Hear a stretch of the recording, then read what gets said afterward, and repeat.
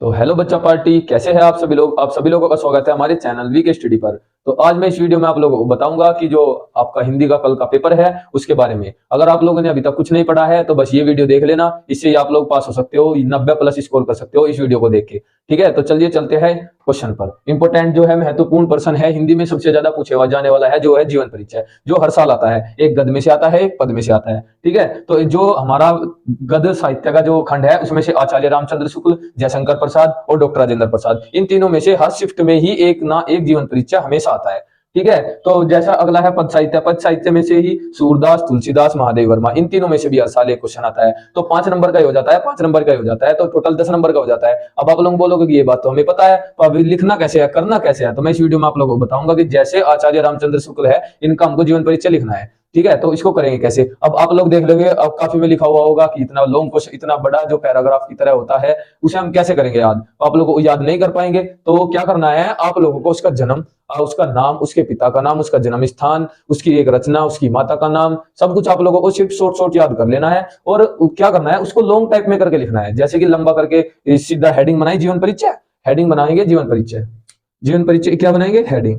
ऐसे करके आप लोगों को जीवन परिचय की हेडिंग बना लेनी है, और इसके इधर अंडरलाइन करके ऐसे करके आप लोगों को लिखना स्टार्ट करना है। ठीक है बच्चा, तो क्या करना है, उसके बाद जैसे ही आप लोग करते जाओगे, उसके नीचे एक रचना का ऐसे रचना लिख के, उसके नीचे 2 अंडरलाइन करके ऐसे करके उसकी 1-2 रचना लिख देनी है। और उसके बाद जो साहित्य परिचय है, आप लोगों को क्या करना है, सभी के साहित्य परिचय पे एक बार निगाह मार के जाना है, यानी कि उनको देख के जाना है एक बार। ठीक है, तो आप लोग जो उसमें आप लोग जीवन परिचय लिखेंगे, उसमें से जो मेन चीज है उसी को आप लोग साहित्य परिचय में लिख सकते हो, कोई दिक्कत नहीं है। बस आप लोग क्या करना है, जैसे कि मैं आप लोगों को बता दूं कि महादेव वर्मा है, महादेव वर्मा का जीवन परिचय है। मानने की बात है कि किसी का जन्म जो है, जन्म तिथि वह है 1907 ईस्वी, महादेव वर्मा की जो है 1907 ईस्वी है। अब आप लोग क्या करना है, 1907 ईस्वी लिख के, अगर आप ब्लू पेन से लिख रहे हो तो क्या करना है, ब्लैक पेन से इसको अंडरलाइन कर देना है। अगर आप ब्लैक पेन से लिख रहे हो तो फिर कुछ नहीं करना, सब क्वेश्चन जो है इसका हिंदी में अर्थ लिखना है, और ब्लैक पेन से आप लोग इसको ईस्वी को ब्लैक पेन से भी लिख सकते हो। ठीक है, तो बस इतना करना है। जो एग्जामिनर देखेगा वो क्या करेगा कि 1907 ईस्वी, उसकी जन्म स्थान, मतलब कि जो जन्म है, बस इन पे निगाह देखता है और ज्यादा कुछ नहीं देखता। तो आप लोगों को बस इसमें से और कुछ बताने की जरूरत है नहीं, तो आप लोग मुश्किल से 5-5 मिनट में इनको, 15-20 मिनट में आप लोग इनको याद कर सकते हो। ठीक है, तो चलिए चलते हैं क्वेश्चन नंबर 2। तो चलिए चलते हैं क्वेश्चन नंबर 2 पर। जैसे कि आप लोगों को क्वेश्चन नंबर 2 क्या है कि गद्यांश के जो महत्वपूर्ण पार्ट है, यानी कि जिसमें से आप लोगों को क्या पूछी जाती है, व्याख्या कीजिए। ये वाले क्वेश्चन व्याख्या कीजिए, या व्याख्या में क्या करते हैं आप लोग, उसका संदर्भ पूछता है कि संदर्भ कौन से है, तो संदर्भ में आप लोग क्या लिखते हैं कि ये हमारी पाठ्य पुस्तक, इसमें से ये सब कुछ लिया गया है। तो आप लोगों को जो सबसे ज्यादा महत्वपूर्ण जो पाठ है, जो जिसमें से हर साल आता है, उन पे आप लोगों को ध्यान देना है। ये मित्रता जो चैप्टर है, मित्रता का जो पाठ है, इसमें से हर साल इतना इंपॉर्टेंट है, ये इतना ज्यादा इंपॉर्टेंट है कि इसमें से हर साल कोई सी ना कोई सी भी शिफ्ट में आप लोगों के पेपर में देखने को मिलता है। कौन सा क्वेश्चन जो आप लोगों का 5 नंबर का भी आता है, कभी 6 नंबर का भी आता है। कौन सा क्वेश्चन, संदर्भ कीजिए, व्याख्या कीजिए, वो वाला क्वेश्चन। तो इसमें अरे जो दूसरा है ममता नामक पाठ है, इस ममता वाले पाठ में से भी आता है। आप लोग देखोगे कि हमेशा कितने भी एवरियर्स के जो है क्वेश्चन पेपर उठा लो, आप लोग देखोगे कि मित्रता और ममता नामक पाठ में से सबसे ज्यादा जो है संदर्भ और व्याख्या के क्वेश्चन आते हैं। ठीक है भाई, तो आप लोगों को इन चैप्टर पे जो है बहुत ज्यादा ध्यान देना है। कुछ नहीं करना, अब बोलोगे आपने तो चैप्टर बता दिए, इतने लंबे हम कैसे करेंगे। कुछ नहीं करना, आप लोगों को उस चैप्टर में जो भी है वो सब एक बार पढ़ लेना है, उस बारे में पता कर लेना है कि उसमें है क्या क्या। उसमें से आप लोगों को क्वेश्चन देगा और आप लोगों को उसमें से हल पूछेगा। इन दोनों चैप्टर में से क्या है कि क्वेश्चन भी बनते हैं। ठीक है भाई, क्वेश्चन भी बनते हैं। तो जैसे इसमें ये था गद्यांश, और दूसरा होता है पद्यांश। पद्यांश के लिए महत्वपूर्ण पाठ कौन कौन से है, एक है धनुष भंग वन पथ पर, दूसरा है भक्ति नीति। ये दोनों ही चैप्टर इतने इंपॉर्टेंट है, इनमें से भी हर साल जो है पद में से हर साल आप लोगों को देखते होंगे, एक गद्यांश का जो है पद मिलता है, एक पद्यांश का मिलता है, एक गद्यांश का, एक पद्यांश का। ठीक है भाई, एक तो आप लोगों को गद्यांश का मिलता है, एक पद्यांश का। ये भी 5-6 नंबर का आता है, ये भी 5-6 नंबर का आता है, तो आप लोगों को 10 नंबर ये पक्के हो गए। ठीक है भाई, तो कुछ नहीं करना, बस 5 नंबर का, 5-5 नंबर का मिलता है। व्याख्या में कुछ नहीं करना, जो आप लोगों को देव रखेगा होगा, उसमें आप लोगों को उसके बारे में, उस चैप्टर के बारे में आप लोगों को पता होना चाहिए कि उसमें है क्या क्या। ठीक है भाई, तो उसमें आप लोग, अगर आप लोगों को पता होगा, अगर आप लोगों ने पढ़ रखा होगा, कहानी की तरह पढ़ना है कि चैप्टर है, आप लोगों को इतना समय तो है नहीं, तो चैप्टर को बस पढ़ के जाना है कहानी की तरह, उसमें से ही जो आएगा बस उसको ही ऐसे लिख देना है। ठीक है भाई, तो बस इसमें इतना ही था। तो चलिए चलते हैं क्वेश्चन नंबर 3 पर। ठीक है, क्वेश्चन नंबर में क्या है कि आप लोग देखते हो कि जो हर साल आता है बोर्ड में, मैं आप लोगों को सिर्फ वही क्वेश्चन कराऊंगा जो हर साल बोर्ड में एग्जाम में आते हैं। जैसे कि हर साल बोर्ड एग्जाम में 2 नंबर का, कितने मार्क्स का, 2 मार्क्स का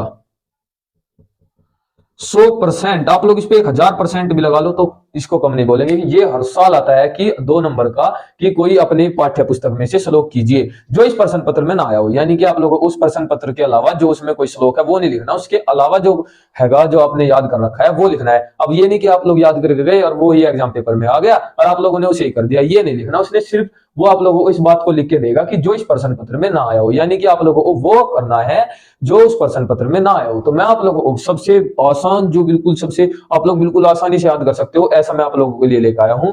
चलो चलिए श्लोक को देखते हैं। श्लोक क्या है कि सर्वे भवन्तु सुखी सर्वे भवन्तु सुखिनः सर्वे सन्तु निरामयः सर्वे भद्राणि पश्यन्तु मा कश्चित् दुःख भाग् भवेत्। सबसे जो आसान है, आप लोग इसको कैसे याद कर सकते हो, सर्वे भवन्तु सुखिनः सर्वे भवन्तु सुखिनः सर्वे सन्तु निरामया सर्वे भद्राणि पश्यन्तु मा कश्चित् दुःख भाग् भवेत्। बस आप लोगों को इतना सा याद करना है, बस कुछ नहीं करना। अगर आप लोगों को ये आसानी लगता तो आप लोग कोई भी अपनी बुक में से उठा के वहां पे आप लोग देख सकते हो, कोई सभी श्लोक उठा के आप लोग याद कर सकते हो जो सा आप लोगों को आसान लगे। और मैं बोलूंगा कि ये आसान है, आप लोगों को इसको याद करने में आसानी होगी। ठीक है भाई, तो ये आता है 2 नंबर का। तो इससे चलिए अगले क्वेश्चन पे। तो चलिए अब हम चलते हैं संस्कृत के इंपोर्टेंट क्वेश्चन पे। तो संस्कृत के जो महत्वपूर्ण पाठ है मैं आप लोगों को बताऊंगा, जिनमें से हर साल जो मतलब 4 पाठ है, इनमें से आप लोगों को देखने के लिए मिलेगा। एक एक क्वेश्चन आप लोगों को देखने के लिए जो है मिलेगा। जो पहला पाठ है वो है वाराणसी, दूसरा है वीर है वेणम पूजते, तीसरा है परनुदो ग्रामीण है, चौथा है भारतीय संस्कृति। इन चारों चैप्टर में से आप लोगों को एक एक क्वेश्चन हमेशा हर बोर्ड एग्जाम में हमेशा देखने के लिए दिखाई पड़ता है। ये जैसे मैंने आप लोगों को गद्य का बताया था, गद्य के 2 चैप्टर बताए थे, मित्रता और ममता।